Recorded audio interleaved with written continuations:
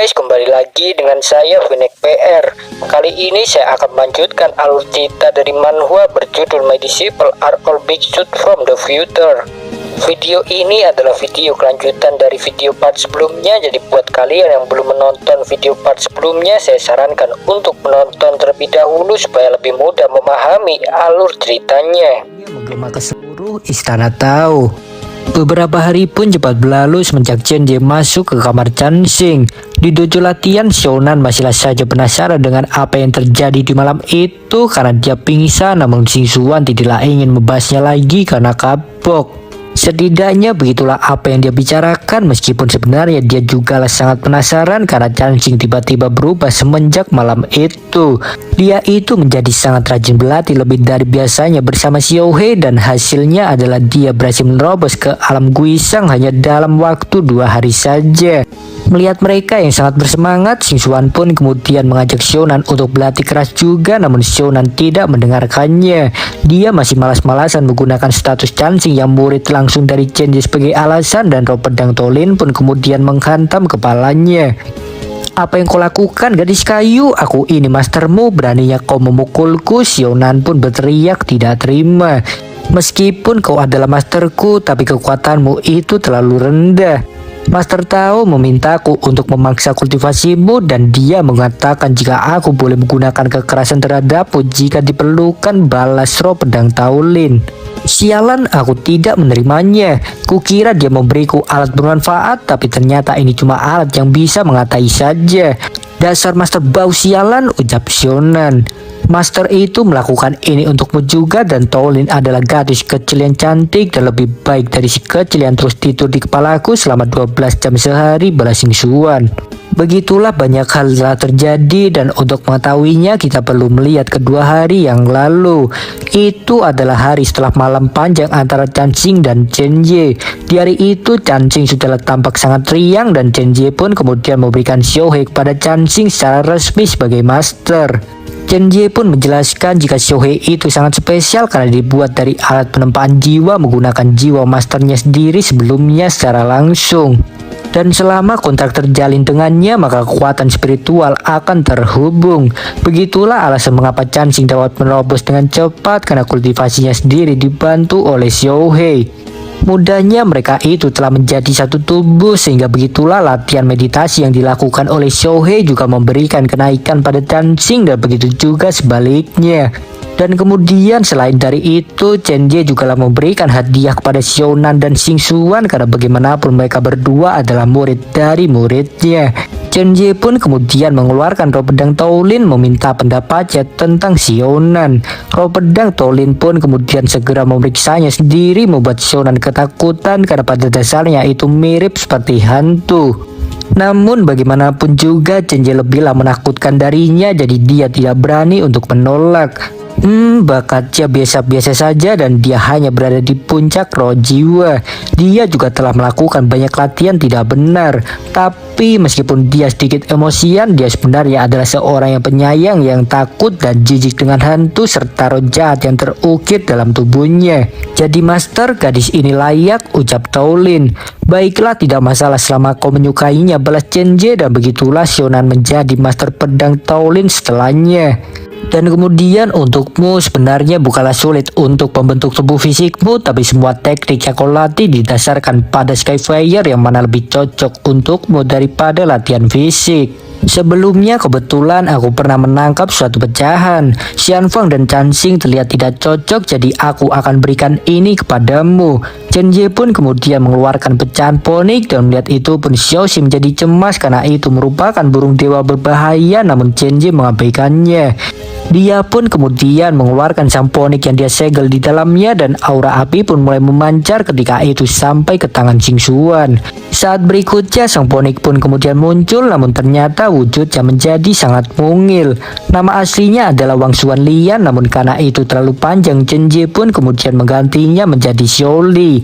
Ia benar-benar menjadi jinak meskipun masih mencurigakan, dan intinya Chen Jie kemudian menyuruhnya untuk melayani Xing Xuan sebagai master. Xing Xuan pun kemudian memperkenalkan dirinya menyambut burung barunya, namun Xiao Li mengabaikannya.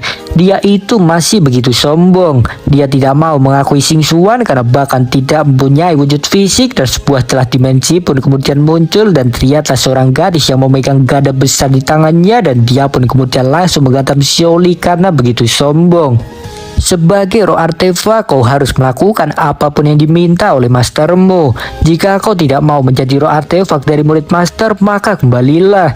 Entah itu sebagai karung pasir atau peluru meriam, kau harus berguna bagi mastermu, ucapnya.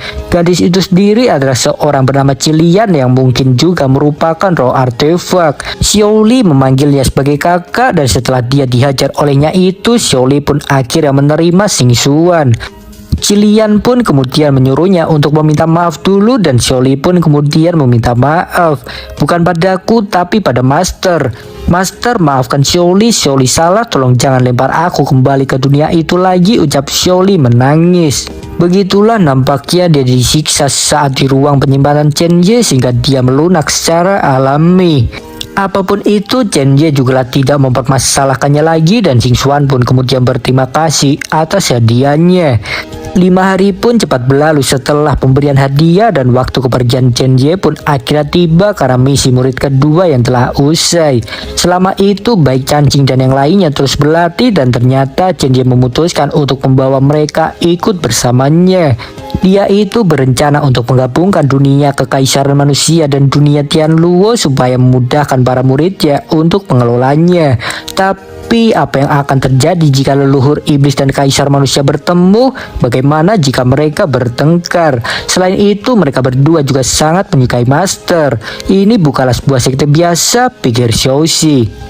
Dan tak lama setelahnya, Cancing dan kedua muridnya pun telah siap. Xiaonan membawa sekantong tas besar. Xingxuan pun kemudian menegurnya karena tidak menggunakan cincin penyimpanan, namun Xiaonan menolak karena itu merupakan tradisi kepergian miliknya. Apapun itu, Chen-Ye kemudian membuka celah dimensi dan kemudian membawa mereka pergi dengan menaiki sebuah karpet ajaib. Xiaonan dan Xingxuan pun menjadi ribut secara alami karena sangat terkejut, sementara Cancing menyiapkan teh untuk Chen-Ye.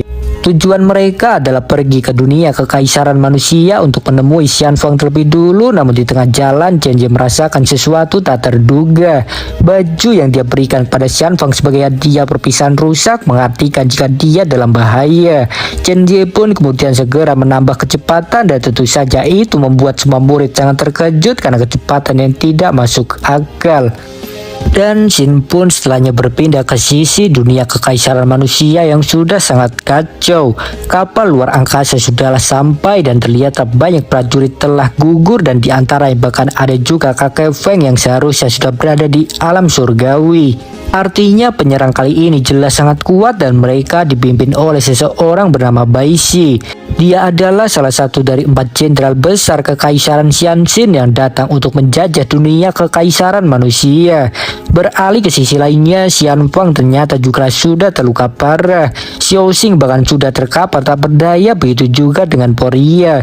Namun meskipun seperti itu juga, Xianfang menolak untuk tunduk karena baginya hanyalah ada satu orang saja yang pantas untuk dia tunduki. Xianfang pun bertekad untuk bertarung sampai tetes darah terakhir, dan menanggapi itu Bai Shi pun tertawa.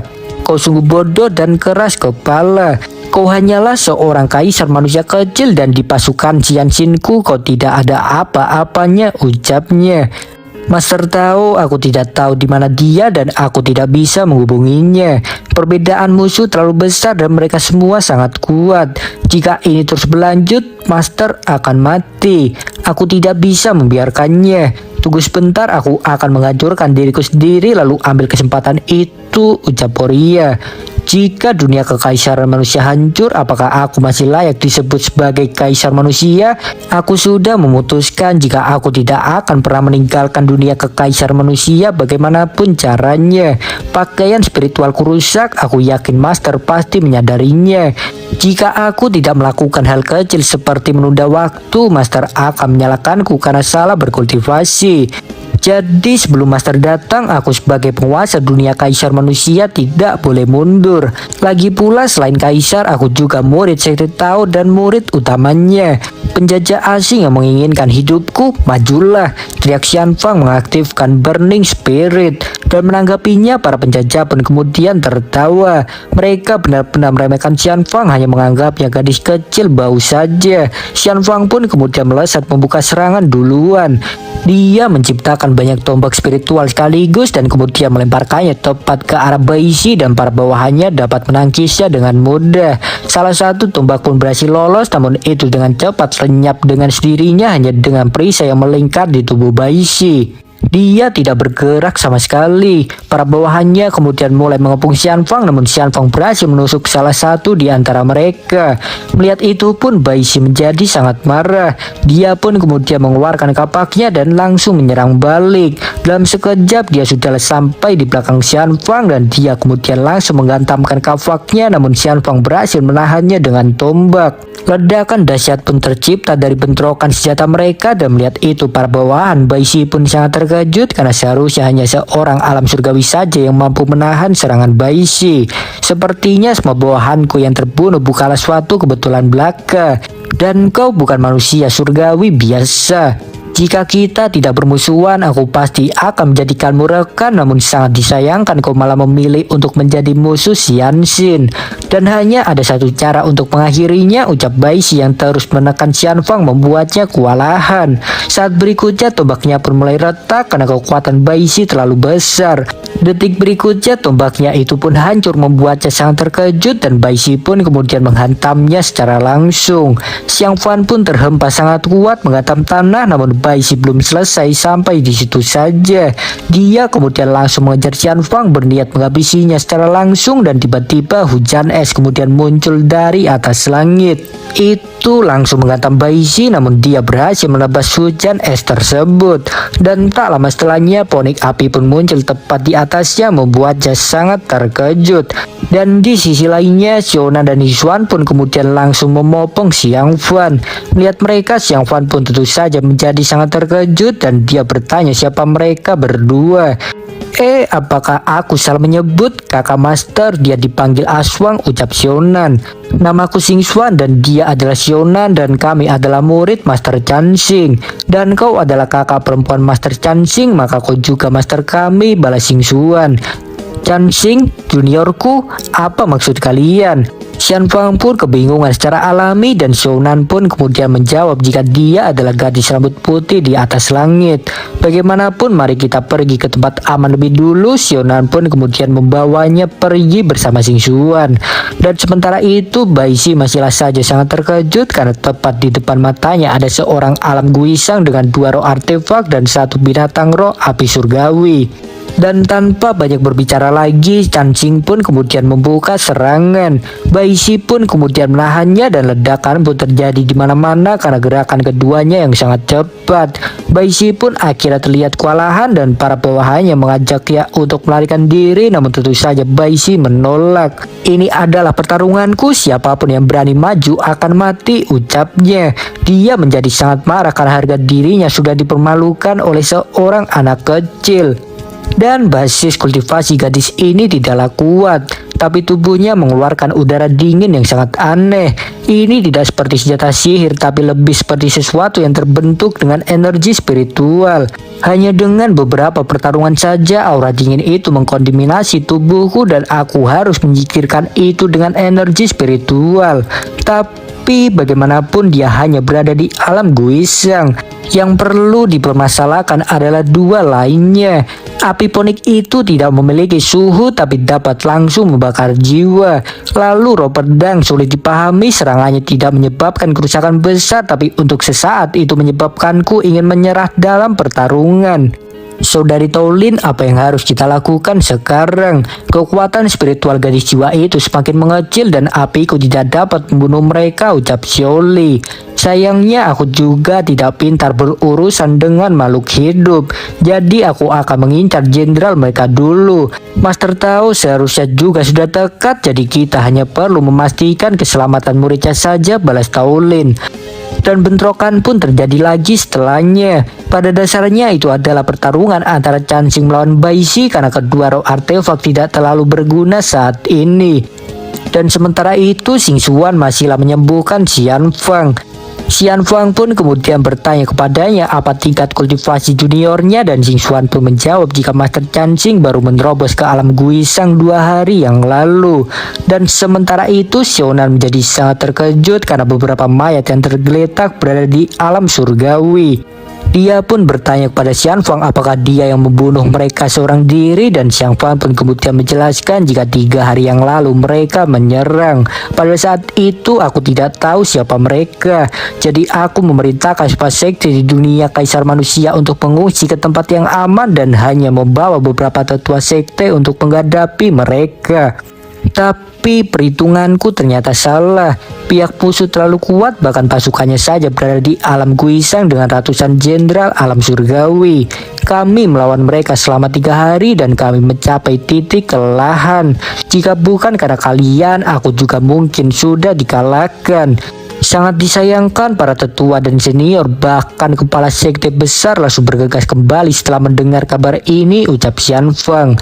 Singkatnya, dia itu menghadapi mereka semua sendirian bersama Poria dan Xiao Xing karena tetua lainnya kabur setelah kekalahan. Dan mendengar itu pun Xiaonan jelas menjadi sangat terkejut karena Xian Fang seorang diri mampu menghabisi banyak tingkat surgawi. Apakah murid-murid Master Tao memang monster semuanya? Dia pun mulai bertanya-tanya. Mengabaikan mereka, Xian Fan pun kemudian bertanya di manakah Master sekarang. Xiaonan pun kemudian menjawab jika dia seharusnya sedang merampok rumah mereka, dan Xing Xuan pun memarahinya karena bicaranya tidak jelas. Mereka berdua pun kemudian ribut dengan dirinya, dan intinya Chen Ye itu sedang mengurus armada perang yang mengelilingi dunia kekaisaran manusia. Dan sementara mereka sedang ribut, Xian Fan pun kemudian menatap langit membulatkan tekadnya. Dia tidak ingin terlihat memalukan di mata juniornya karena terlebih lagi ini juga masalah dunia kekaisaran manusia. Aku sudah membaik sebagai kaisar dari dunia kaisar manusia. Aku harus bisa mendorong para penyerang ini kembali ke tempat asalnya. Master pasti sedang mengawasiku di suatu tempat. Aku tidak boleh kalah dari junior. Xian Fang pun kemudian mulai memusatkan kekuatan spiritualnya lagi, dan cerita kemudian berpindah ke sisi luar dunia kaisar manusia. Terlihatlah ratusan kapal luar angkasa sudah mengepung, dan Chen Ye berdiri di depan mereka seorang diri bersama Xiao Xi. Kekacauan di dunia kekaisaran manusia semakin memanas, dan sementara itu Chen Ye kemudian menghadapi armada besar penjajah seorang diri bersama Xiao Xi. Tapi Master, ini terlalu banyak. Apakah Xian Fang benar baik-baik saja? Ucap Xiao Xi tampak cemas. Tenang saja, Chan Xing dan para roh artefak pasti bisa menyelesaikannya, balas Chen Ye. Dan tak lama setelahnya seseorang pun kemudian keluar menyatakan ketidakterimaannya karena Chen Ye berani datang seorang diri di hadapan tentara Xian Xin. Dia itu ternyata adalah Xin Jun, pangeran kedua dari kekaisaran Xian Xin, dan dia adalah orang yang mewakili kekaisaran dalam invasi. Dia pun kemudian menyuruh Chen Ye untuk segera pergi dengan cara damai karena dia merasakan adanya aura mengancam dari Chen Ye meskipun energi spiritualnya seperti orang biasa. Tingkat kultivasinya tidak dapat terdeteksi, dan Xin Jun merasa jika mungkin dia itu setara dengan ayahnya. Kau mengirim pasukan yang tak terhitung jumlahnya untuk datang ke sini, tidak ragu memulai perang dan menghancurkan kehidupan dunia kaisar manusia hanya untuk rahasia yang tidak pasti apakah itu ada, balas Chen Ye. Kau bercanda, Xian Xin tidak pernah melakukan sesuatu yang tidak pasti, dan fakta bahwa dunia kaisar manusia mempunyai rahasia surgawi telah diperhitungkan oleh tetua kita ini tidak akan pernah salah. Selama dunia kaisar manusia bersedia bekerja sama dengan menyerahkan pecahan surga dan menyerah kepada kekaisaran Xian Xin, maka hal seperti ini tidak akan pernah terjadi. Bahkan jika itu adalah kampung halaman dari kaisar dinasti masa lalu, jika memang perlu dihancurkan maka itu akan dihancurkan. Surga dan dunia selalu menjadi dunia lemah yang akan dimakan oleh orang yang kuat. Dan jika kau memang peduli dengan dunia kekaisaran manusia, maka aku bisa meyakinkan kamu jika setelah aku mendapatkan pecahannya, selama dunia kaisar manusia tunduk, aku tidak akan melakukan apapun lagi, ucap Xin Jun. Oh, jadi maksudmu siapa memiliki kekuatan lebih besar akan dibenarkan. Baiklah kalau begitu, mari kita lihat apakah pendukung di belakangmu itu cukup kuat. Chen Ye pun kemudian memusatkan kekuatan spiritualnya di ujung jari dan kemudian menembakkannya tepat ke dahi Xin Jun. Saat berikutnya itu kemudian terus melesat hingga keluar alam semesta dengan cara yang sama seperti bodhisattva sebelumnya, hingga akhirnya itu membawa Cenje ke kerajaan Xianxin di dunia Xianxin. Di sana ada sebuah istana megah, namun di sekitarnya hanyalah ada tanah tandus dan gersang. Dunia yang dibentuk dengan merampas dunia lain. Kehendak surga belum terlahir dan tingkat kultivasi tertinggi tidak lebih dari situasi yang menantang kehidupan. Hampir tidak cukup bagi Xian Feng, Cansing dan yang lainnya untuk berlatih di masa depan. Baiklah, lakukan saja. Chen Jie pun kemudian mengaktifkan formasi dan itu kemudian menyebar menjadi sebuah lingkaran sangat amat besar dengan dunia Xianxin itu sendiri sebagai pusatnya. Saat berikutnya lingkaran sihir itu pun kemudian bersinar dan Chen Jie segera pergi begitu saja. Dia merasa jika dunia itu benar-benar tidak layak untuk dipertahankan karena perkembangan kedua muridnya terlalu cepat. Dan semua orang di istana Xianxin pun menjadi sangat panik setelahnya karena gempa dahsyat yang tiba-tiba muncul. Mereka bersiap menghadapi datangnya serangan melindungi sang raja, namun secara tak terduga tiba-tiba gempa itu berhenti dengan sendirinya seiring dengan kepergian Chen Jie. Merasa bingung dengan apa yang sebenarnya terjadi, Kaisar Xianxin yang bernama Xin Jie pun kemudian meminta pendapat menterinya yang bernama Mo Fan. Mo Fan pun kemudian menjawab jika menurutnya kekuatan sebelumnya itu adalah merupakan pelepasan ajak oleh dewa tertentu yang kebetulan menimpa alam Xianxin. Kuharap begitu, karena meskipun Xianxin adalah dunia yang hebat, tapi ini dibentuk dari merampas dunia kecil dan menengah yang tak terhitung jumlahnya, dan kekurangannya adalah tidak memiliki jalan ke surga. Tujuan utama kita saat ini adalah mengumpulkan semua pecahan misteri surgawi yang tersebar di seluruh dunia. Aku khawatir Tian Er dan Jun Er akan bertemu dengan binatang buas dan iblis kuno yang tersembunyi di surga, ucap Raja Xin Jie tampak cemas. Raja, dunia terkuat tempat pecahan berada hanyalah dunia Songjin saja. Dengan pangeran tertua dan pangeran kedua serta armada Xianxin yang dipimpin oleh 4 jenderal ini sudah lebih dari cukup untuk mengurus mereka. Dan sebelum perjalanan, para menteri juga sudah memasang mantra pada kedua pangeran. Selama mereka tidak langsung dilenyapkan, mereka dapat menggunakan bintang takdir untuk mengirim mereka kembali ke sini, ucap Mo Fan, dan tak lama setelahnya artefak yang dia sebut sebagai bintang takdir itu pun redak. Oke, Xin pun setelahnya berpindah kembali ke area luar dunia kekaisaran manusia. Terlihatlah seorang jenderal bernama Meng Tian yang mulai kehilangan kesabaran karena pangeran kedua terlalu lama menghadapi satu orang saja. Dia pun kemudian memerintahkan semua armada yang kurang lebih berjumlah 320 untuk menyiapkan meriam sihir berniat menghancurkan dunia kekaisaran manusia beserta Chen Jie sekaligus setelah pangeran Xin Jun kembali. Dan sementara itu Xin Jun sendiri masih dalam posisi kebingungan karena tidak mengetahui apa yang dilakukan Chen Jie sebelumnya. Di sisi lainnya Chen Jie kemudian bersiap menyerang dan Xiaoxi segera mengingatkannya untuk berhati-hati karena posisi mereka dekat dengan dunia kekaisaran manusia. Hei, apa yang ingin kau lakukan? Kita adalah kultivator. Meskipun kami akan melawan langit, tapi bagaimana jika dunia kaisar manusia hancur? Dan juga jika aku tidak mundur, aku takut semua dunia lain di sekitar dunia kaisar manusia juga hancur dalam sekejap, ucap Xin Jun menyadari kondisinya. Dan menanggapi itu, Chen Jie pun kemudian balik bertanya kepadanya tentang apa dunia kaisar manusia baginya. Chen Jie pun kemudian mengulurkan tangannya dan saat berikutnya energi spiritual dalam tubuhnya pun kemudian meledak. Detik berikutnya sesosok naga sangat besar pun kemudian muncul dari ledakan energi spiritual tersebut.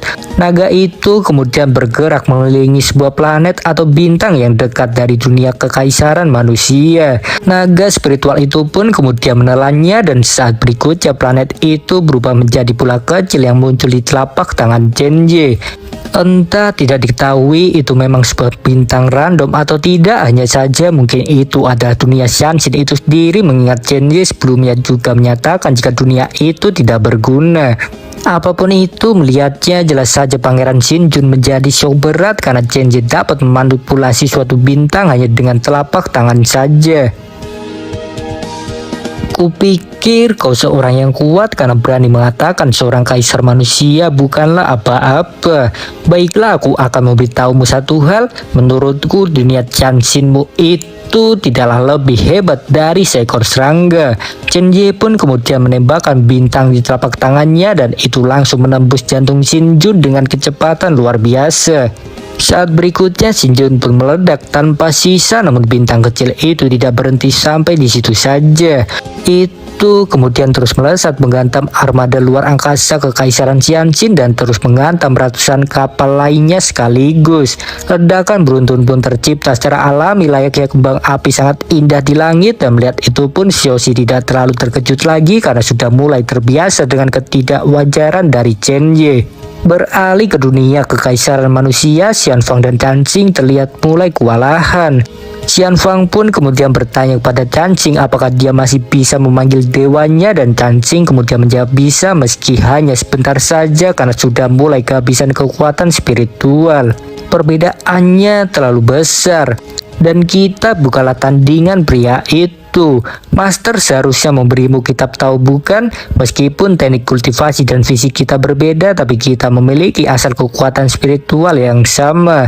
Aku punya ide yang ingin kucoba dan kuharap kau mau bekerja sama denganku, ucap Xianfang, dan Cancing pun tidak mempermasalahkannya karena percaya pada kakak seniornya.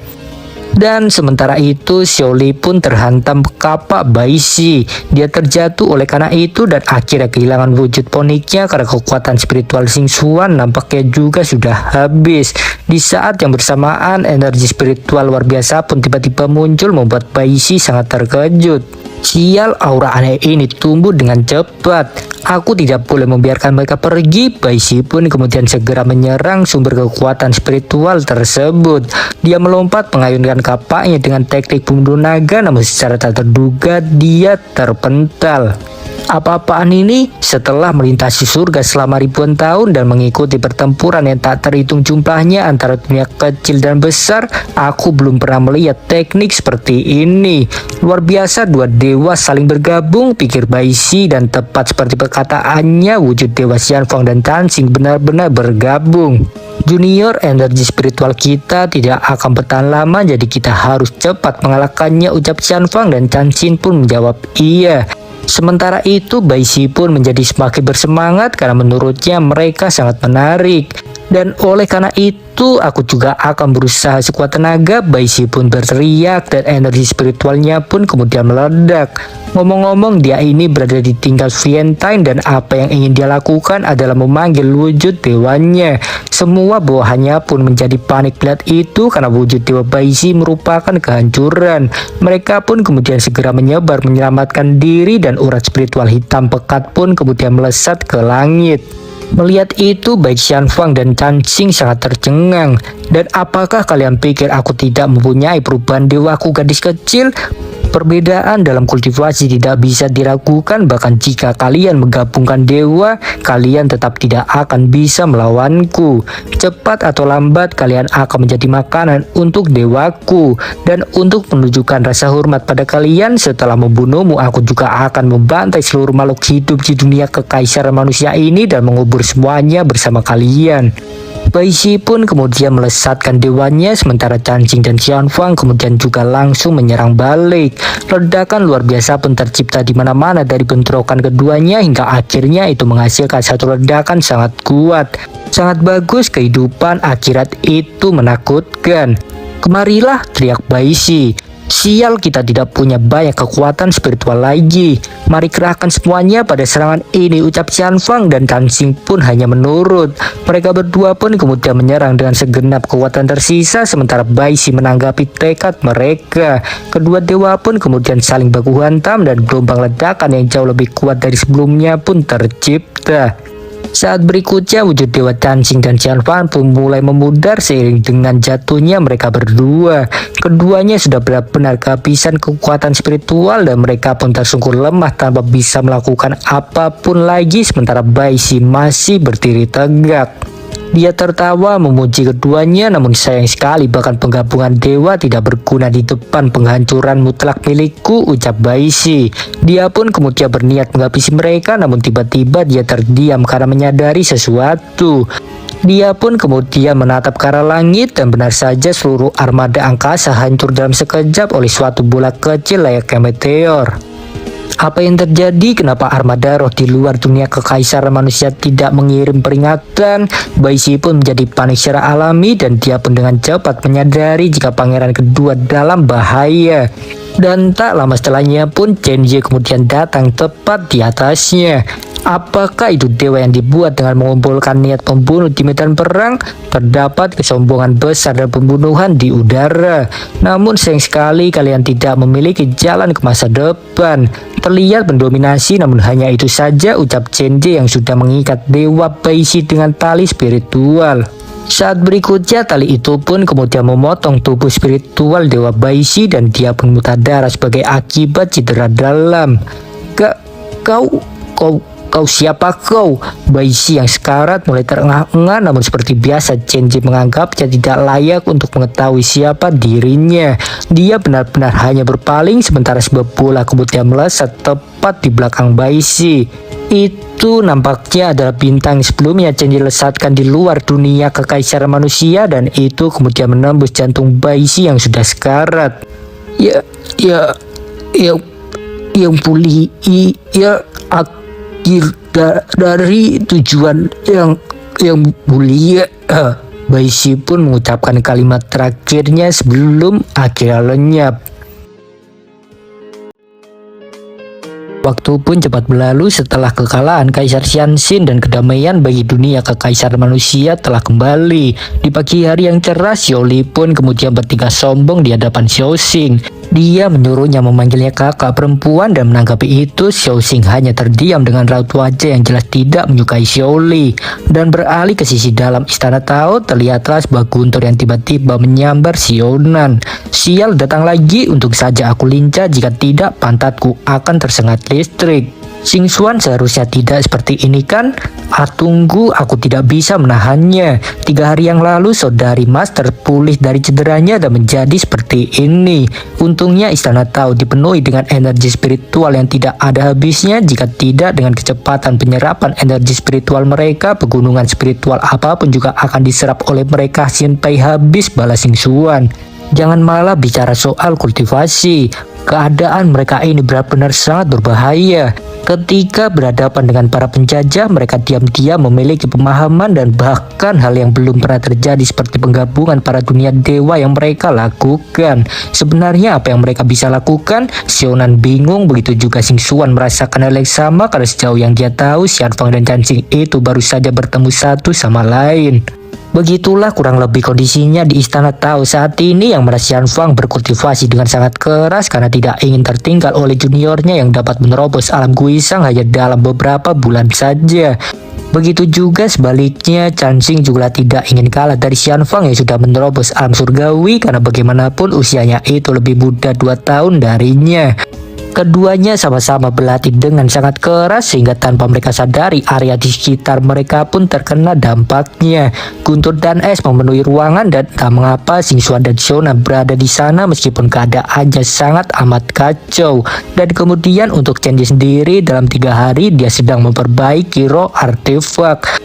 Memikirkannya, Xingxuan dan Xiaonan benar-benar menjadi kebingungan secara alami karena sejauh yang mereka tahu dengan kekuatan Zenji seharusnya memperbaiki roh artefak adalah hal yang mudah. Mereka pun akhirnya sampai pada kesimpulan jika mungkin Master Tao atau Zenji memang sengaja meninggalkan mereka sebagai sebuah cobaan. Dan beralih ke sisi lainnya, Xiaoxi saat ini sedang duduk santai menikmati minuman nikmat dengan ditemani sebuah tontonan. Dia pun kemudian bertanya kepada Zenji tentang mengapa dia berpikir sesulit itu hanya untuk memperbaiki Poria, dan Zenji pun menjawab jika Poria itu memiliki struktur yang khusus. Sebagai boneka, tubuhnya tidak hanya terdiri dari ribuan bagian tapi juga memiliki kepribadian mandiri dan kesadaran yang berbeda dari jiwa. Memperbaiki tubuhnya bukanlah hal yang sulit, tapi masalahnya adalah bagaimana cara mengganti intinya tanpa merusak struktur aslinya. Dan untuk mengubah boneka yang dirancang dengan sangat tepat, kontrol kekuatan spiritual juga harus tepat. Jika tidak, sedikit saja kesalahan akan menyebabkan kerusakan kesadarannya, ucap Chen Ye. Terdengar sangat rumit, Master, berjuanglah, balas Xiaoxi.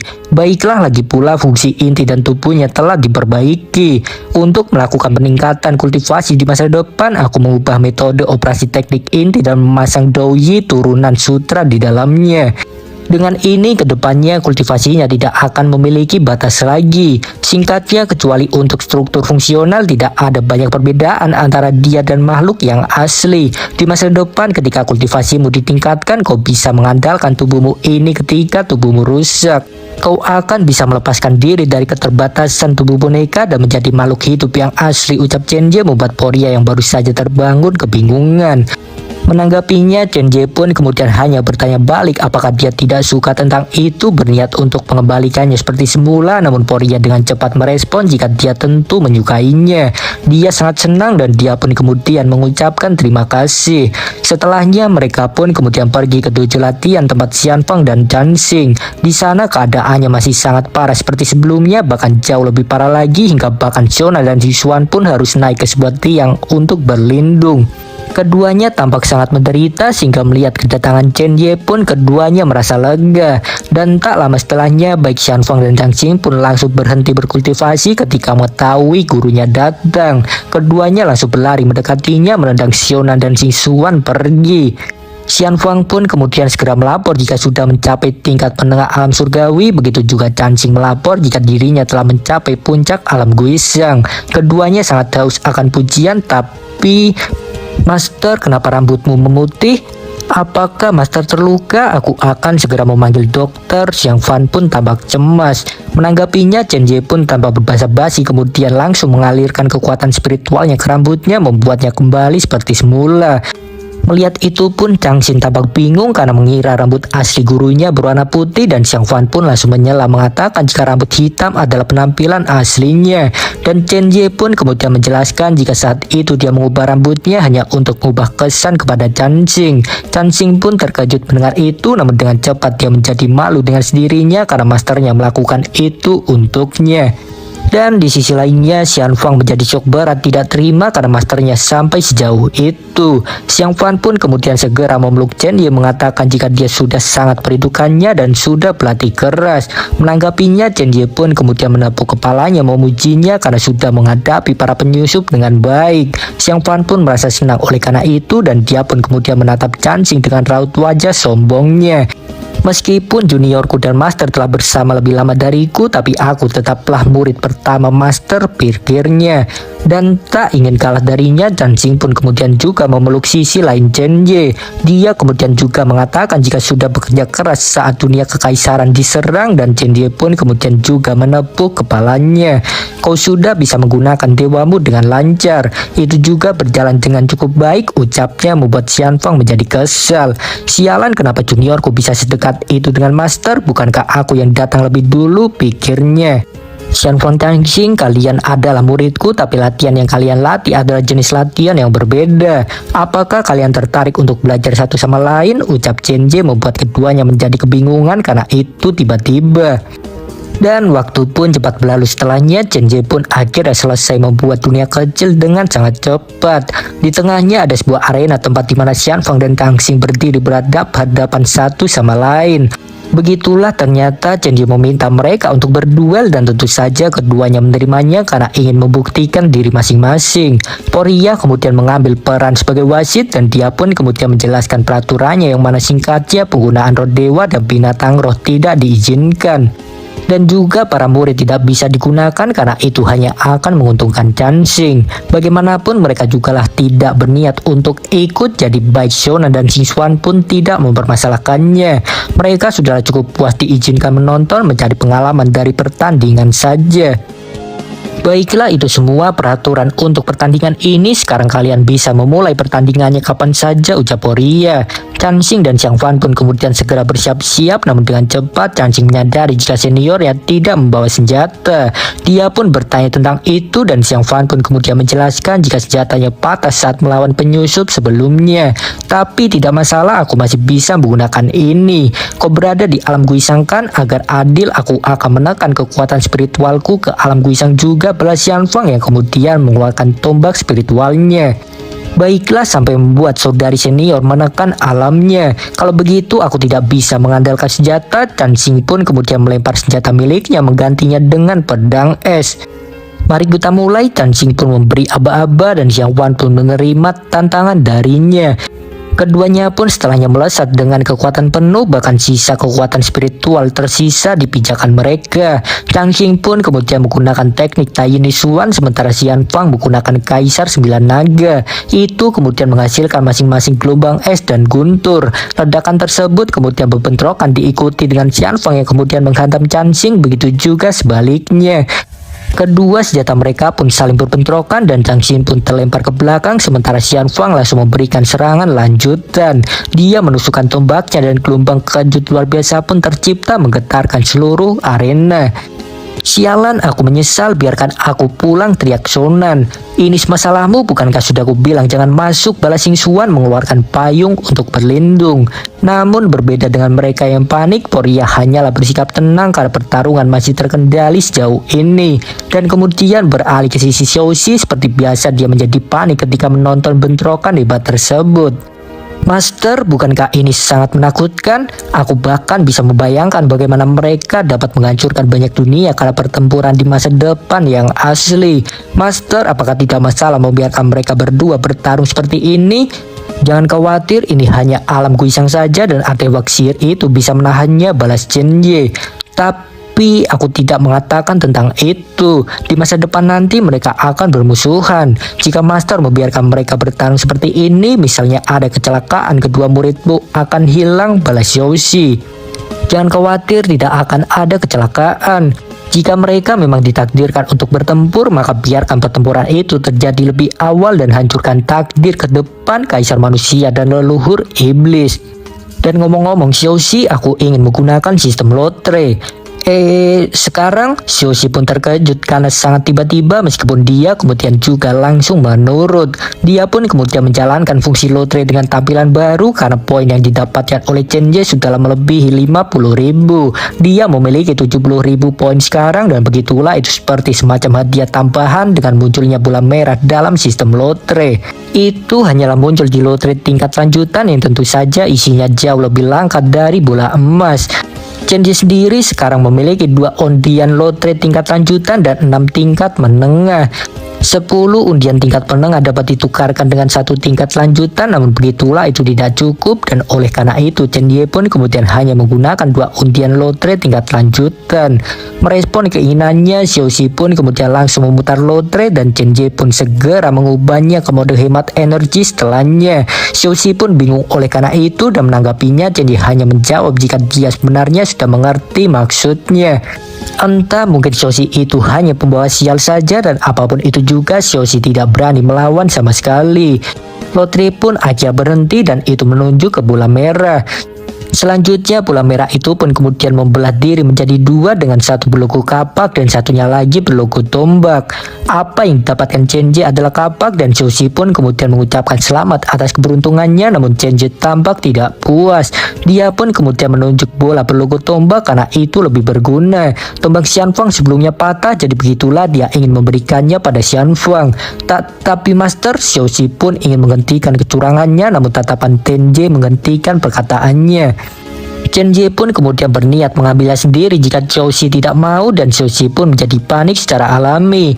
Namun bagaimanapun sebagai sistem dia tetaplah ingin menegakkan peraturan. Dia kemudian segera terbang mengambil hadiah, menegaskan pada Chen Ye untuk jangan melanggar aturan dan secara tak terduga jarum lotre pun kemudian bergerak ke arah bola merah berlogo tombak. Saat berikutnya sebuah energi spiritual kemudian mulai berkumpul tepat di atas layar lotre, membuat Chen Ye terkejut karena dia tidak melakukan apapun. Detik berikutnya cahaya misterius itu kemudian secara bertahap membentuk wujud roh artefak hingga akhirnya itu sepenuhnya menjadi seorang gadis bersayap layaknya bidadari. Dia adalah tombak penembus jalan surga bernama Siang Siling dan dia tampak marah karena ada yang berani membangunkannya. Aku tidur selama ribuan tahun dan hari ini aku mengulangi cahaya. Aku pasti akan memperoleh kejayaan dunia galaksi sebelumnya. Dan jika kau siap menyerah untuk menjadi bonekaku, aku akan membuatmu membawa kekuatan surga di kota terkenal dalam waktu dekat. Bagaimana? Tanya Siang Siling. Kata-katanya cukup familiar di telinga Xiaoxi membuatnya terkejut sementara Chen Jie kemudian menyuruhnya untuk mengatasi tombak itu. Ini adalah artefak, aku tidak bisa melakukannya. Balas Xiaoxi sangat panik. Dan tak lama setelahnya sebuah celah dimensi kemudian muncul diikuti oleh bara api luar biasa. Sesosok monster api layaknya Cerberus kemudian muncul mengancam Siang Siling. Hanya surga biasa, artefak peringkat rendah. Berani sekali kau menyinggung dewa pertama di surga, ucapnya membuat Siang Siling sangat terkejut. Apa kau tahu kesalahanmu? Roh api pun menggetak lagi membuat Siang Siling semakin ketakutan dan Chen Jie pun kemudian segera menghentikannya mengingatkannya untuk jangan membakar istana Tao. Roh api itu pun kemudian meminta maaf dan menjelaskan jika hanya sedang menggodanya saja karena lama tidak keluar. Saat berikutnya dia pun kemudian berubah ke bentuk humanoid menjadi seorang gadis memegang gada besar dan itu tidak lain adalah Cilian yang sebelumnya mengajar Xiaolei. Dia adalah administrator dunia kecil tertinggi milik Chen Jie sehingga singkatnya dia adalah salah satu roh artefak terkuat miliknya. Chen Jie pun kemudian menyerahkan Siang Siling padanya dan Cilian pun menerima perintah dengan senang hati. Cilian pun kemudian mendekati Siang Siling yang ternyata sudah pingsan. Keluarga kami memiliki lebih banyak duri daripada dia. Dia adalah gadis kecil yang berani mencoba membunuh bos kami. Dia benar-benar tidak tahu cara menghargai hidup, ucap Cilian membuat Siang Siling yang pincang menangis ketakutan. Master aura yang membakar dan menghancurkan segalanya barusan. Kakak perempuan berambut merah ini juga artefakmu? Tanya Xiaoxi dan Chen Jie pun kemudian menjawab tidak. Cilian itu adalah binatang rohku. Kau pasti pernah mendengar tentang 4 leluhur bukan? Tanya Chen Jie membuat Xiaoxi bingung seperti biasa. Chen Jie pun kemudian menjelaskan jika Cilian itu adalah Xiongxi terakhir di surga dan dunia. Xiongxi dilahirkan untuk memberi makan dunia kecil. Jadi dia mempunyai pengekangan alami pada keberadaan tombak Dao surgawi, ucapnya. Singkatnya dia itu adalah seperti bos dalam dunia kecil dan oleh karena itu dia juga bisa disebut sebagai raja dari artefak karena dia memegang kendali ruang penyimpanan yang menjadi tempat roh artefak. Kenapa bos? Ada sesuatu di wajahku? Balas Cilian mengetahui dirinya sedang dibicarakan. Tidak ada. Bagaimana kabar dunia kecil akhir-akhir ini? Balas Chen Jie. Jika Tiansu bisa tidur setiap hari tanpa membuat keributan, dunia kecil pasti akan aman. Gadis gila itu selalu bangun dan berteriak mencarimu dan menekannya saja sudah membuat kami kelelahan. Baiklah, aku akan melatih gadis ini dalam 2 hari. Lalu aku akan membiarkan Taolin menyerahkannya pada bos. Masih ada banyak hal yang harus dilakukan di dunia kecil, jadi aku pergi dulu, ucap Cilian yang kemudian pergi membawa Siang Siling. Baiklah, Xianfang dan Changxing seharusnya akan selesai. Ayo pergi Xiaoxi. Mereka pun kemudian berteleportasi. Dan sementara itu Changxing dan Xianfang masihlah saling baku hantam. Keduanya melesat dengan kekuatan yang nyaris setara hingga hasilnya adalah keduanya terpental meski mampu tetap berdiri. Petir tombak kerajaan, Xianfang pun kemudian menciptakan bola guntur dari tangannya. Dia kemudian melesarkan itu menjadi tembakan guntur sangat banyak menghujani Changxing yang mampu menghindarinya dengan gerakan sangat cepat. Dan saat berikutnya secara tak terduga Xianfang sudah berada tepat di atasnya. Changxing pun terkejut karena serangan sebelumnya hanya merupakan pengalian belaka. Detik berikutnya Xianfang pun kemudian menghantam tanah dengan tombak spiritual karena Changxing mampu menghindar. Xianfang pun terkejut tidak menyangkanya karena terlebih lagi Changxing dapat dengan cepat sampai tepat ke belakangnya. Changxing pun kemudian menebaskan pedang esnya namun Xianfang yang menyadari itu kemudian segera berbalik arah menahannya dengan tombak spiritual. Xianfang pun setelahnya mundur membuat jarak karena menyadari jika pergerakan Changxing itu sangat cepat dan terlalu rumit untuk diatasi. Xianfang terlihat cukup terluka namun jelas terlihat Changxing lebih terluka daripadanya. Kekuatan spiritualnya bahkan hampir habis dan oleh karena itu Changxing pun kemudian mengeluarkan kekuatan yin murninya. Satu serangan ini akan menentukan hasilnya, ucapnya yang kemudian benar-benar mengeluarkan kekuatan yin murni. Benar, serangan selanjutnya adalah serangan yang kubuat dengan menggabungkan jimat yang diajarkan oleh Master. Ini pertama kalinya aku menggunakannya pada manusia, jadi kau harus berhati-hati Junior, balas Yanfang. Naga es pun kemudian muncul mengitari Chansing sebagai bentuk kekuatan yin murninya, sementara naga guntur kemudian juga muncul mengitari Xianfang dari kekuatan mantra yang dia lepaskan. Sial, kekuatan ini aku merasakan firasat buruk. Bukankah sebagai kita pergi, Xiaonan dan Xishuan pun jadi panik melihat itu, namun bagaimanapun mereka sudah terlambat. Baik Xianfang dan Chansing sudah bergerak dengan kecepatan luar biasa. Naga es dan naga guntur pun kemudian saling berbentrokan satu sama lain, menghasilkan ledakan sangat kuat yang memenuhi arena.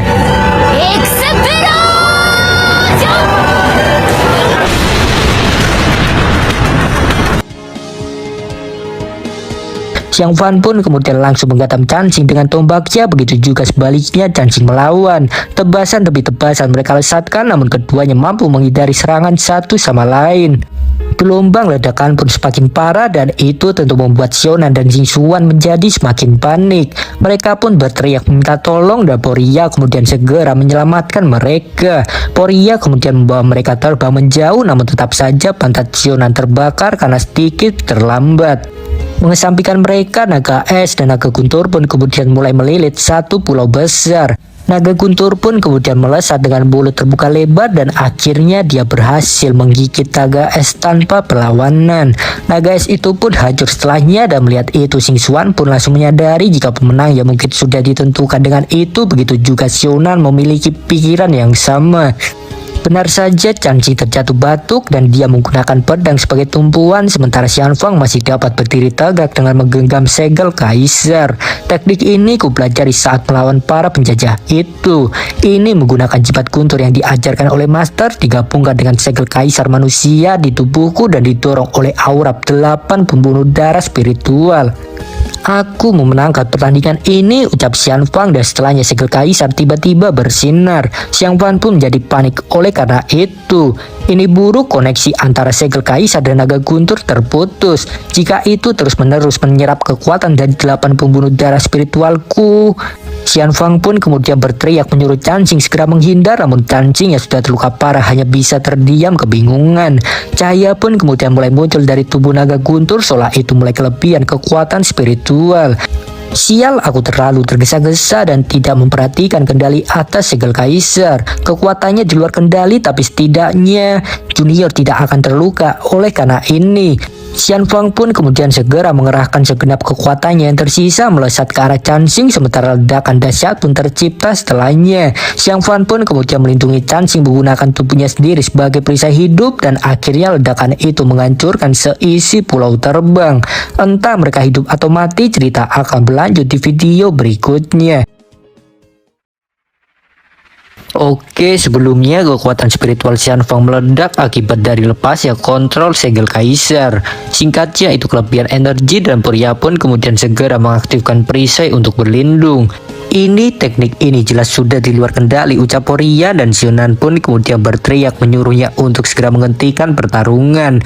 Menanggapinya, Poria pun kemudian memintanya untuk tenang saja karena tepat seperti dugaan kalian, Chen Jie sudah bergerak. Benar saja, Xianfang dan Chansing tidaklah terluka sedikit pun karena Chen Jie menyelamatkan mereka tepat waktu.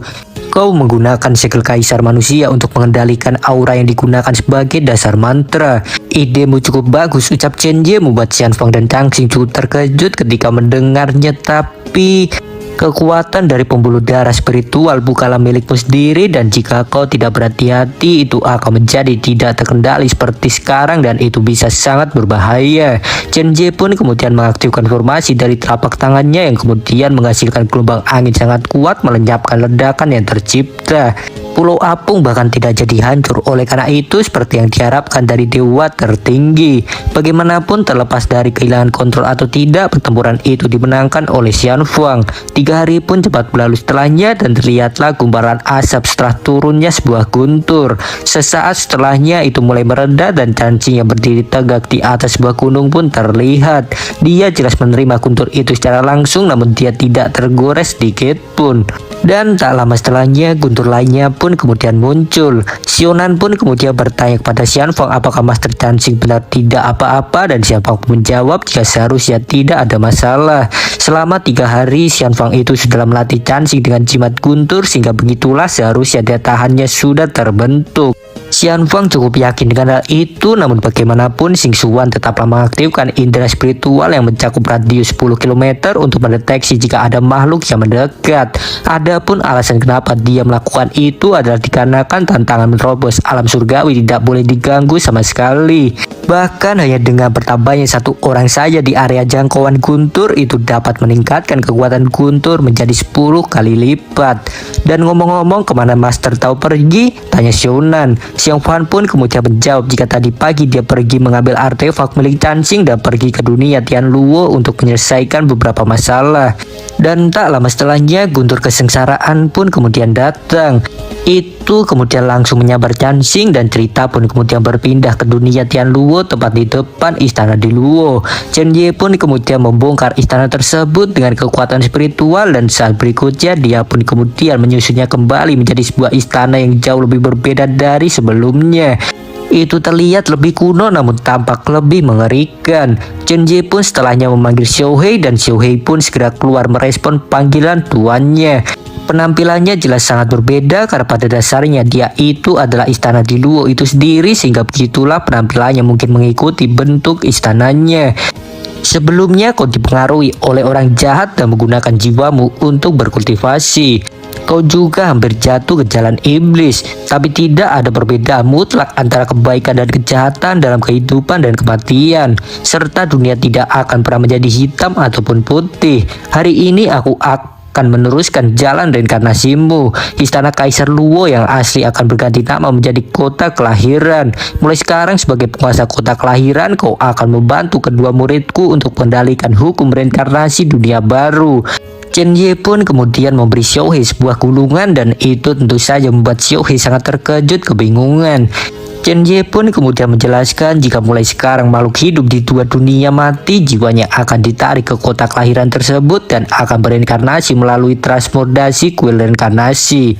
Ketika sebuah jiwa datang kemari, kau akan mengetahui memori hidupnya untuk menilai yang baik dan yang jahat serta memutuskan tempat reinkarnasi mereka, ucap Chen Ye. Tapi Master, dengan cara ini bukanlah dunia kekaisaran manusia dan dunia Tianluo akan menjadi sistem reinkarnasi. Bagaimana jika orang-orang di dunia bawah tahu? Balas Xiaoxi. Tidak masalah jika orang-orang dunia bawah berani menginjakan kaki di dunia muridku. Kau Xiao Hei boleh membunuh mereka sebanyak yang kau mau. Mengendalikan reinkarnasi jiwa bukanlah tugas yang mudah. Ini akan melibatkan masalah yang cukup rumit. Chansing masihlah terlalu muda dan terlalu banyak kontak dengan ingatan makhluk hidup tidak akan membantu latihannya. Jadi aku akan menyerahkan tugas ini kepadamu, ucap Chen Ye menepuk kepala Xiao Hei. Jangan khawatir Master, Xiao Hei pasti akan mengikuti ajaran dan mengurus reinkarnasi dunia baru untuk Kaisar Manusia dan Tianluo, balasnya. Baiklah, Chansing seharusnya sudah menyelesaikan malapetaka guntur alam surgawi, jadi ayo pergi sekarang Xiaoxi, dan dia pun menurut. Dan beralih kembali ke sisi Chansing, dia kemudian mengeluarkan wujud dewanya untuk menghadapi sebuah guntur. Dia menebas guntur tersebut secara langsung dan hasilnya tentu saja dia berhasil meskipun tubuhnya sedikit terluka. Tapi guntur terakhir baru saja akan datang. Apakah Master Chansing dapat melaluinya? Ucap Xiaonan cemas. Begitu juga Xing Xuan merasakan hal yang sama. Di sisi lainnya, Xianfang juga menjadi sangat terkejut karena dia jelas ingat jika guntur malapetaka yang menyambarnya dulu tidak sekuat yang menyambar Chansing. Perbedaannya bakal lebih dari 2 kali lipat, dan Xianfang pun menjadi panik secara alami karena bahkan baru guntur ke-8 saja kekuatan gunturnya sudah sangat kuat sampai memaksa Chansing mengeluarkan wujud dewanya. Dan tak lama setelahnya pun awan yang lebih pekat pun kemudian muncul bersamaan dengan turunnya sebuah guntur. Dunia pun seolah bergetar mendengar gemuruh guntur tersebut, membuat Xiaonan, Xing Xuan dan Xianfang menjadi semakin panik. Sial, aku tahu apa yang sedang terjadi, ucap Xianfang, sementara Chansing kemudian menatap ke arah langit dengan tatapan biasa saja. Bagaimanapun dia itu adalah seorang gadis yang sangat pemberani, dan saat berikutnya guntur terakhir pun akhirnya datang. Itu berwarna hitam legam, dan menyadari bahayanya Xianfang pun kemudian segera pergi membantu. Detik berikutnya guntur itu pun kemudian menghantam Chansing dengan sangat kuat, bahkan sampai menghancurkan seisi gunung. Xing Xuan pun kemudian segera mengaktifkan perisai untuk berlindung, sementara Xiaonan merasakan firasat buruk akan segera terjadi karena Xianfang ikut campur dalam guntur malapetaka. Beralih ke sisi lainnya, Chansing pun nampak cukup terluka. Dia terjatuh dalam bungkusan perisai yang dikeluarkan oleh Xianfang melalui segel kaisar. Xiang Fan pun kemudian menanyakan keadaan juniornya itu dan Chansing pun menjawab jika dia baik-baik saja.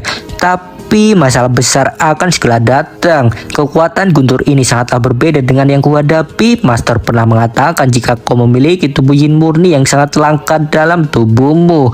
Aku pikir ini bukan lagi malapetaka guntur 9 hari yang dihadapi manusia biasa ketika menerobos. Dalam buku-buku kuno yang dicatat oleh kaisar sebelumnya, dia mengatakan jika ada sebuah keberadaan yang mengganggu ketertiban dunia, seekor binatang buas akan lahir untuk mengejar malapetaka guntur. Di bawah guntur hitam tidak hanya keberadaan tidak dapat ditoleransi oleh langit, tapi bahkan dunia kecil di sekitarnya akan dihancurkan bersamanya. Dan orang kuno dulu menyebut binatang ini sebagai Fientine Thunder Python, ucap Xiang Fan, sementara Thunder Python itu kemudian benar-benar muncul. Sesuai dengan namanya, itu mungkin memiliki tingkat kultivasi Fientine dan jelas saja melihat itu Xiang Fan menjadi cemas. Begitu juga Xing Xuan dan Xiaonan kemudian segera datang membantu, namun Xiang Fan langsung menghentikan mereka. Ini bukan keadaan yang bisa kalian atasi, jadi pergilah dari sini, ucapnya membuat Xiaonan dan Xuan tercengang. Chansing pun kemudian mengajak kakak seniornya itu menggabungkan kekuatan dewa lagi, namun Xianfang kemudian juga menyuruhnya untuk segera pergi. Tapi binatang roh aneh ini tertarik kepadaku. Bagaimana aku bisa meninggalkanmu sendirian? Balas Chansing. Menanggapinya, Xiang Fan pun kemudian hanya mengabaikannya dan dia pun kemudian memberi isyarat pada Poria. Menurutinya, Poria pun kemudian langsung menembakkan kekuatan spiritual ke Chansing, membuatnya sangat terkejut sebelum akhirnya dia pingsan. Chansing, aku adalah seniormu dan ketika Master tidak ada di Secret Tao, aku pasti akan berusaha melindungimu. Baiklah, ketika kau bangun nanti semuanya akan berakhir dan Master akan kembali. Aku menyerahkannya padamu, Poria, ucap Xianfang. Baik Master, aku juga sudah mengirim pesan kepada Master Tao dan dia akan segera kembali. Perbedaan kultivasi kalian terlalu besar, jangan mencoba untuk menghadapinya, melainkan cobalah untuk mengalihkan perhatiannya saja sampai Master kembali, ucap Poria. Baiklah, aku mengerti, aku punya rencana dan kita mungkin bisa menang. Dia hanyalah binatang aneh yang tertarik dengan guntur malapetaka, bahkan jika Master tidak ada di sini. Xiang Fan pun kemudian mengeluarkan 2 tombak spiritual sekaligus. Sang naga hitam pun kemudian menghantamkan guntur ke arah Chansing, namun Poria berhasil menghindar tepat waktu dan dia kemudian segera membawanya pergi. Xiang Fan pun kemudian melemparkan tombaknya secara beruntun dan itu menghantam tubuh naga hitam. Lawanmu adalah aku, ucap Xianfang, dan sang naga hitam pun secara alami kemudian mengalihkan pandangannya ke arahnya. Naga hitam itu pun kemudian mendesis mengeluarkan gelombang kejut sangat kuat. Tapi di saat yang sama Chen Ye sudah datang. Master, aku takut. Ular hitam ini jauh lebih ganas daripada yang pernah kita temui sebelumnya, ucap Xiaoxi. Benar, Fientine Thunder Python adalah salah satu inkarnasi dari kehendak surgawi. Niat aslinya adalah untuk meredam tubuh spiritual pengguna dan keberadaan yang dibentuk oleh kehendak dunia ini murni untuk kehancuran, balas Chen Ye. Master, Chansing dan Xianfang seharusnya belum bisa mengalahkannya, bukan? Aku ingin Master melakukannya. Tidak, kali ini aku tidak akan mengambil tindakan. Master, kamu, ini adalah dunia kaisar manusia dan masalah dalam dunia kaisar manusia harus diselesaikan oleh kaisar manusia. Dan selain itu, dalam menghadapi kehancuran tak tertandingi, dia masih melakukan yang terbaik untuk melawan daripada menunggu masternya datang untuk menyelamatkannya. Selama aku tidak ada, Xianfang telah tumbuh, jadi biarkan aku melihat baik-baik apa yang bisa dia lakukan, ucap Chen Ye, sementara Xianfang kemudian menyeret tombaknya ke sekujur tubuh ular hitam. Ular hitam itu pun tampak marah. Dia kemudian melesatkan seburan ular hitam ke arah Xianfang yang mampu menghindarinya. Namun tepat sesaat setelahnya, seburan hitam itu kemudian berbelok tanpa Xianfang sadari dan dia pun terhantam telak dari belakang. Dia berteriak kesakitan, kehilangan keseimbangan, namun tak hanya sampai di situ saja, sang ular kemudian juga menghantamkan ekornya. Itu tepat mengenai Xian Fang, membuatnya terhempas sangat jauh, bahkan sampai berguling-guling di tanah hingga akhirnya terhenti dengan sendirinya. Saat berikutnya sang ular pun kemudian membuka mulutnya lebar-lebar dan bola guntur hitam pekat pun kemudian muncul dari sana. Dia menyemburkan itu tepat ke arah Xian Fang setelahnya, dan Master berakhirlah. Sudah berakhir Master, Xian Fang telah tutup mulutmu dan perhatikan saja, balas Chen Ye. Debu pun mulai mengepul di area lesatan guntur sang ular hitam, dan saat debu mulai mereda, Poria pun terlihat dengan perisai melingkar. Saat berikutnya dia pun terjatuh. Setelahnya mengartikan jika perisai itu menguras banyak kekuatan spiritualnya, sementara Xiang Fan setelahnya terlihat membawa Cansing di langit. Tubuhnya nampak memudar seolah dia baru saja berteleportasi, jadi mungkin apa yang terjadi adalah Poria menukar posisinya dengan Xian Fang. Apapun itu, Xian Fang pun kemudian berterima kasih kepada Poria, dan saat berikutnya dia pun kemudian melempar Cansing ke Xiaonan dan Xing Xuan. Xiaonan pun kemudian menangkapnya, sementara Xian Fang kemudian merapatkan kedua tangannya. Terdapat celah singkat setelah menyerang, kekuatan lama telah memudar dan kekuatan baru belum dihasilkan. Semakin besar ukuran tubuhnya, semakin lama jeda waktunya. Menunggu waktu ini, orang-orang dunia kaisar manusia, dengarkanlah perintah segel kaisar. Guntur luar biasa pun kemudian muncul bersamaan dengan turunnya segel kaisar dari balik awan hitam di langit, tepat di atas ular hitam. Sang ular pun meraung menanggapi itu, dan dia pun kemudian menciptakan perisai guntur untuk menahan hantaman segel kaisar. Xian Fang sungguh luar biasa, dia benar-benar bisa menekan ular hitam besar itu, ucap Xiaoxi. Dia memang cerdas dalam menghadapi musuh yang jauh lebih kuat, negosiasi tidak ada artinya. Karena itu kau harus ambil celah lawan dan pukul dengan sekuat tenaga untuk mendapatkan kesempatan sendiri. Namun sangat disayangkan, meskipun segel kaisar adalah artefak yang memiliki kekuatan untuk mengendalikan nasib seluruh dunia kaisar manusia, kecocokannya dengan Xian Fang terlalu rendah dan spiritual Xian Fang juga tidak bisa menahannya terlalu lama, ucap Chen Ye. Master, apakah singkatnya Xian Fang dalam bahaya, balas Xiaoxi, dan Chen Ye pun menjawab jika memang tidak mudah menaklukkan keberadaan yang mengandung kehendak surgawi. Bukankah ini situasi yang sangat berbahaya? Kenapa Master sama sekali tidak gugup, balas Xiaoxi. Aku hanya merasa senang saja. Mungkin karena aku melihat tubuh Xian Fang sebagai manusia mencoba yang terbaik untuk melawan surga, hampir sama seperti waktu itu, balas Chen Ye. Mungkin maksudnya adalah dulu dia juga pernah berada di posisi yang sama dengannya. Mengesampingkan itu, saat berikutnya perisai sang naga pun hancur, namun dia masihlah tidak menyerah begitu saja. Sang naga hitam pun kemudian segera mengeluarkan bola guntur dan menyemburkannya tepat ketika segel kaisar hampir menghantamnya. Xiang Fan pun kemudian terus menekan segel kaisar tersebut, menahannya, namun tak butuh waktu lama dia mulai kewalahan. Segel kaisar pun terhempas dan akhirnya itu hancur bersamaan dengan jatuhnya Xian Fang. Sial, hanya mengendalikan segel kaisar seperti perkiraanku ini tidak akan berhasil, pikirnya. Xing Xuan dan Xiaonan pun berteriak mencemaskan kakak senior itu, sementara sang ular hitam kemudian segera menyiapkan bola guntur lainnya. Kekuatannya seolah tanpa batas, dan Xian Fang pun akhirnya mulai kehabisan akal. Dia tahu jika ular itu merupakan sosok kehancuran dunia, dan oleh karena itu dia pun berniat untuk mengorbankan nyawanya sendiri demi bisa menyegelnya.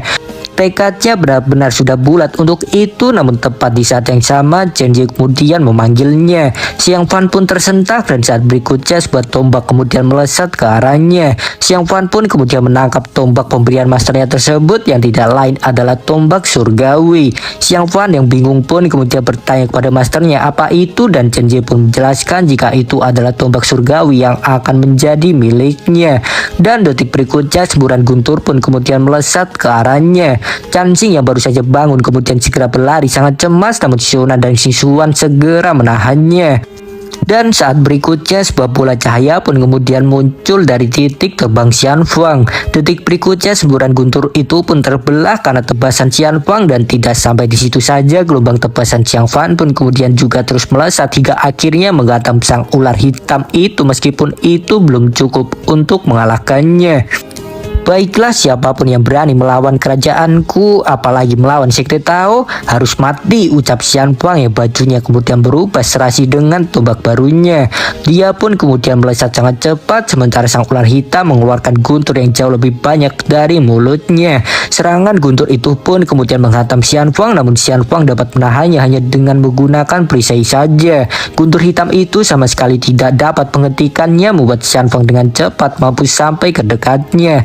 Xian Fang pun kemudian mengeluarkan wujud dewanya yang sudah menyatu dengan tombak surgawi itu sendiri, dan saat berikutnya dia pun kemudian melemparkan tombaknya itu dengan kekuatan penuh. Sang ular hitam pun tidak bisa melakukan apa-apa karena tombak itu sangatlah cepat, dan akhirnya dia pun terhentam secara langsung. Kepalanya hilang dalam sekejap, seluruh tubuhnya pun kemudian hancur, dan gunung di bawahnya pun kemudian juga ikut hancur karena terhantam lesatan tombak Xian Fang. 3 hari pun cepat berlalu setelahnya, Xian Fang masih tidak sadarkan diri. Sekujur tubuhnya retak oleh gunturnya sendiri, dan begitulah dia dalam keadaan sekarat.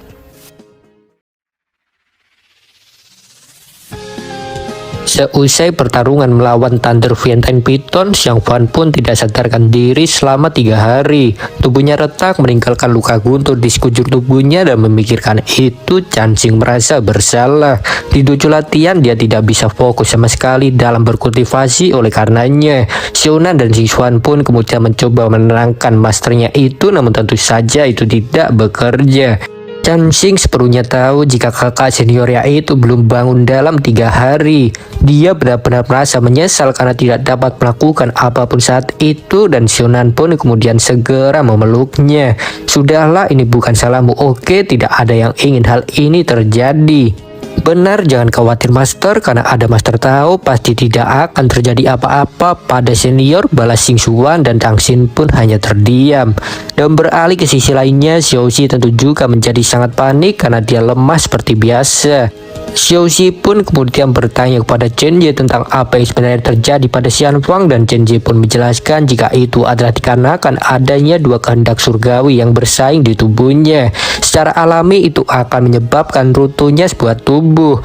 Tapi tidak masalah, aku sudah memberikan nutrisi dengan spiritualku selama 3 hari ini. Fisiknya akan mampu beradaptasi dengan kehendak surgawi, dan kita hanya perlu menunggu dia bangun saja. Sebelumnya aku pernah mengajari jimat guntur, dan dia memiliki pemahaman yang baik tentang guntur dan kilat. Dapat membunuh Fientin Thunder Python yang dibawa oleh malapetaka guntur. Aku tidak menyangka gadis ini akan memahami hukum tombak dao surgawi, ucap Chen Ye menatap ke arah Xiang Xiling, membuatnya panik. Xiang Xiling pun kemudian menjelaskan jika dia juga tidak tahu jika Xian Fang akan mengetahui cara kerja cahaya bintangnya. Dia bersumpah tidak bermaksud melukai Xian Fang, dan Chen Ye pun kemudian hanya menepuk kepalanya saja. Bagaimanapun ini bukan hal yang buruk, dan mulai sekarang kau akan dipanggil Xiaotan dan akan mengikuti Xian Fang, ucap Chen Ye, dan Xiaotan pun menerimanya. Tapi Master, sebenarnya aku ingin mengatakan sesuatu. Dibandingkan dengan Xiao Chansing, bukankah kau terlalu ketat pada Xiao Xian Fang? Chen Ye pun kemudian menatap Xiaoxi menanggapinya. Tidak, aku hanya ingin tahu saja. Aku tidak bermaksud untuk mengajari Master, balas Xiaoxi ketakutan. Tapi kau memanglah benar. Antara Xian Fang dan Chansing, aku memang lebih memihak Xian Fang, balas Chen Ye mengejutkan. Tapi Master, bukankah kau lebih menyukai Xiao Chansing, balas Xiaoxi kebingungan. Di dunia Tianluo, apa yang kuselesaikan lebih ke arah masalah psikologis. Selama pikirannya stabil dan tidak memasuki jalan iblis, pencapaiannya di masa depan pasti akan lebih kuat daripada dia yang dulunya adalah leluhur iblis, dan cepat atau lambat dia akan mencapai puncak surgawi. Tapi Xian Fang itu berbeda. Xian Fang di garis waktu asli dianggap mempunyai bakat yang lemah di antara kultivator di surga, dan merupakan keajaiban dia bisa menjadi kaisar manusia serta memimpin para manusia untuk menaklukkan dunia. Pengalaman miliknya telah menjadi cerita sangat terkenal. Mereka bahkan mengatakan jika dia akan menaklukkan surga. Namun karena sekarang dia telah menjadi muridku, aku tidak akan membiarkan dia mengalami banyak emosi dan menembus batas bakat untuk tumbuh lebih cepat.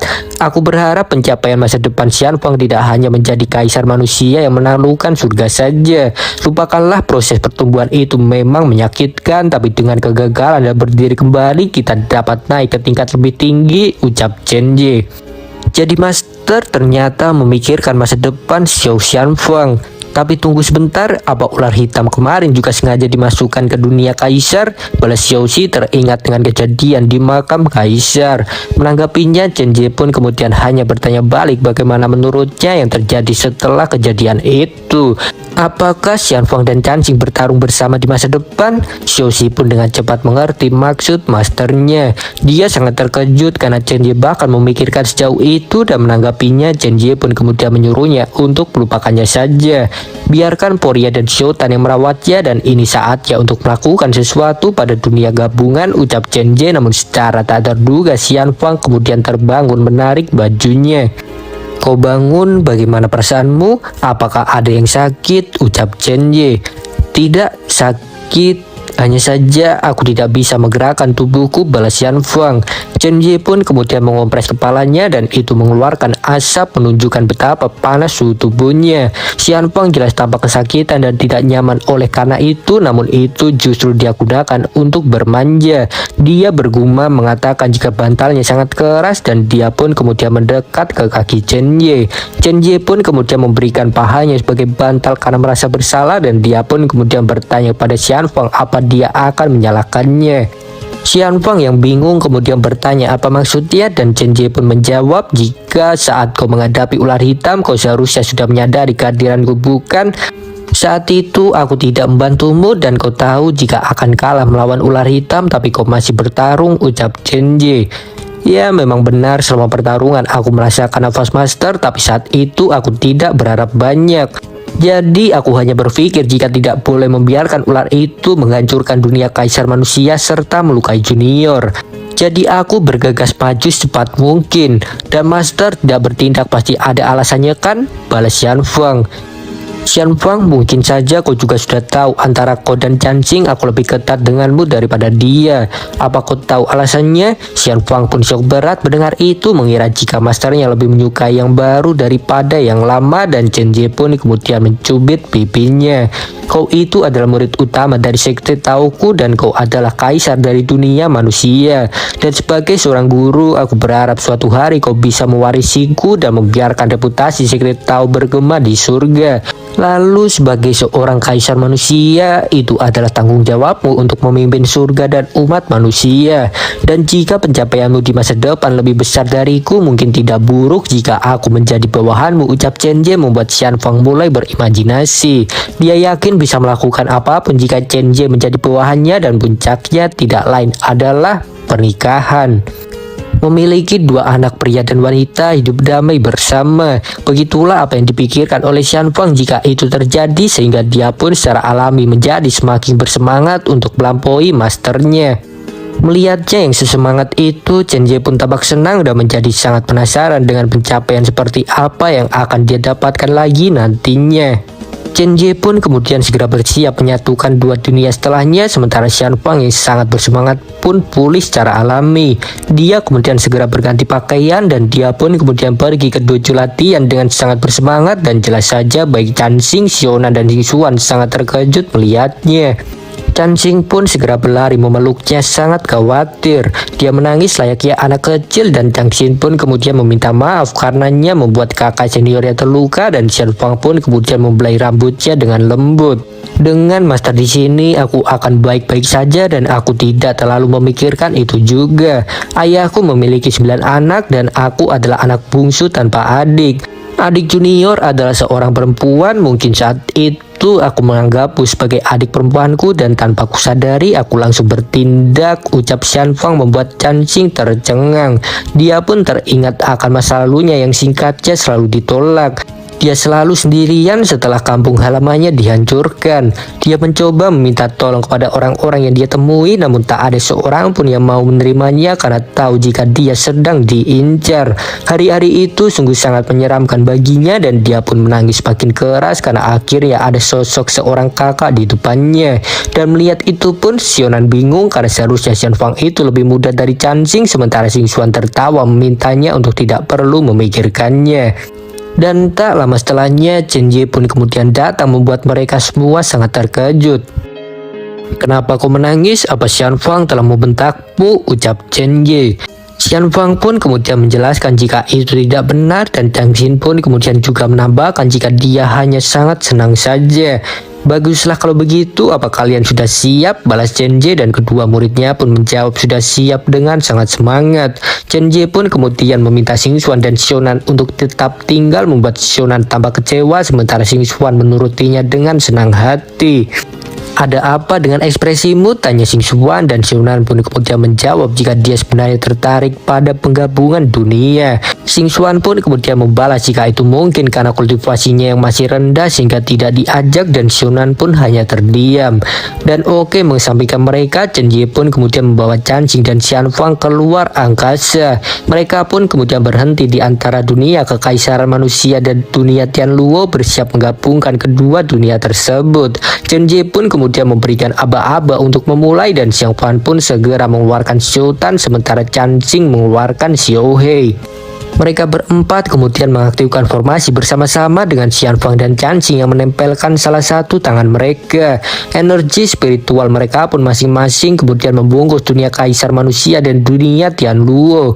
Chen Jie kemudian menggerakkan kedua dunia itu layaknya data berbentuk bola dan getaran hebat pun kemudian muncul di dunia kekaisaran manusia dan Tianluo. Xiona dan Xishuan pun langsung menyadari jika master mereka sudah memulai operasi dan tak lama setelahnya sebuah pusaran hitam pun muncul di atas langit dunia Tianluo.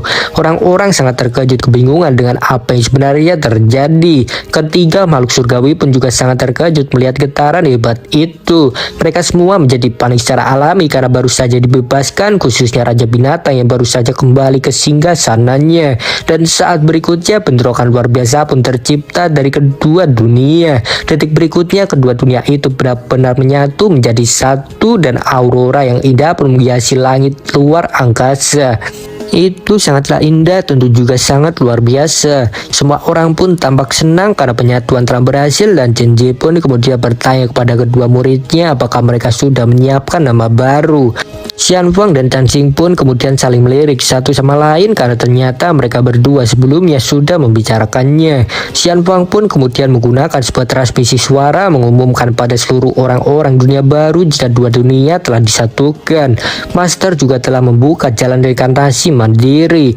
Setelah kematian dua dunia, jiwa-jiwa yang akan kembali mereka semua masuk ke dunia bawah kehidupan dan memasuki reinkarnasi. Di masa depan tidak akan ada lagi dunia kaisar manusia dan dunia Tianluo. Mulai hari ini dunia baru ini akan disebut sebagai Huang Tian atau dunia kekaisaran surgawi, ucap Xian Fang. Dan oke, mereka pun setelahnya kembali ke istana Tao. Chen Jie pun kemudian memberikan nasihat kepada dua muridnya mengatakan jika kaisar manusia dan dunia Tianluo awalnya adalah dua dunia yang berbeda. Meski sudah digabungkan menjadi satu, tetap akan ada perbedaan budaya dan pembagian geografis. Bagaimana meningkatkan sistem dunia kaisar surgawi dan membuatnya menjadi satu keseluruhan adalah tugas yang diserahkan kepadamu. Xiao Hei bertanggung jawab atas reinkarnasi di dunia kaisar surgawi dan menciptakan dunia kecil mandiri yang disebut sebagai dunia bawah berdasarkan dunia orang mati. Dan jika di masa depan kalian menghadapi musuh tak terkalahkan, kalian bisa kabur ke dunia bawah untuk sementara waktu. Dan juga Xian Fang, ini untukmu. Chen Jie pun kemudian mengeluarkan sebuah artefak memberikannya pada Xian Fang. Xian Fang pun bertanya apa itu dan Chen Jie menjawab jika itu adalah koordinat perangkat teleportasi. Selama kekuatan spiritual ditanamkan di dalamnya, portal koordinat akan dibuka. Lokasinya adalah dunia Xianxin yang telah menyerangmu beberapa saat yang lalu. Orang terkuat dengan tingkat kultivasi tertinggi di dunia itu menentang takdir. Ketika kau sudah cukup kuat, kau bisa membuka jalan antara dua dunia untuk membuat pengalaman baru, ucap Chen Jie dan Xian Fang pun cepat mengerti. Jadi begitulah ternyata dunia yang Chen Jie lempar sebelumnya benar-benar merupakan dunia random. Beralih ke sisi lain, Chang Xin pun kemudian bertanya kepada masternya apakah dia akan pergi dalam waktu yang cukup lama. Chen Jie pun kemudian menjelaskan jika situasi adik junior yang agak istimewa. Jadi Chang Xin pun kemudian segera memeluk Chen Jie sebelum dia menyelesaikan perkataannya. Chang Xin, ketergantungan berlebihan pada seorang guru hanya membuat suasana hatimu tidak stabil saja. Meski ada beberapa hal yang bisa kulakukan untukmu, tapi jalan di masa depan adalah jalan milikmu. Hanya bisa dilalui oleh dirimu sendiri, ucap Chen Jie membelai Chang Xin, dan dia pun cepat mengerti. Dia berjanji akan bekerja keras bahkan tanpa master setelahnya, sementara Xian Fang hanya terdiam. Tentu saja dia sebenarnya tidak ingin berpisah lagi dengan masternya, namun dia juga tidak bisa melakukan apapun. Dia pun kemudian berusaha untuk tersenyum berniat mengantar masternya, namun Chen Jie menolak karena dia berencana berangkat dari sini. Xian Fang yang salah paham pun tampak kecewa dan Chen Jie pun kemudian menariknya jatuh dalam pelukannya. Xian Fang, selama aku pergi, sekteku serahkan kepadamu, dan saat mengelola dunia baru, kultivasimu tidak boleh terlambat, ucapnya. Jangan khawatir master, aku pasti akan melindungi adik junior dan seluruh dunia kaisar surgawi. Ketika kita bertemu lagi, aku pasti sudah menguasai dua kehendak surga, balas Xian Fang. Dan beralih ke sisi lainnya lagi, Xing Xuan pun kemudian meminta sebuah pelukan juga, sementara Chona menegurnya karena ikut campur perpisahan guru dan murid. Namun Xing Xuan mengabaikannya. Dia kemudian memeluk Chen Jie, juga berjanji akan melakukan yang terbaik. Baiklah Xing Xuan, penyerapan energi spiritual tubuh jiwa lebih baik daripada tubuh fana biasa. Jadi jangan lupa memperhatikan latihanmu, balas Chen Jie. Cih, bertingkah seperti anak kecil, memalukan sekali. Aku tidak iri, kenapa juga harus iri? Sionan pun berbicara sendiri dan Chen Jie kemudian memeluk lehernya. Ketika aku kembali, jika kau belum menerobos ke alam surgawi, aku akan melemparmu ke dunia bawah sampai kau menerobos, ucap Chen Jie membuat Sionan tidak terima karena diperlakukan berbeda. Apapun itu, perpisahan telah tiba. Chen Jie pun kemudian membuka celah ruang dan waktu. Baiklah, ketika kita bertemu lagi, aku berharap kalian sudah tumbuh. Chen Jie pun mengucapkan kata perpisahan sebelum akhirnya dia pergi.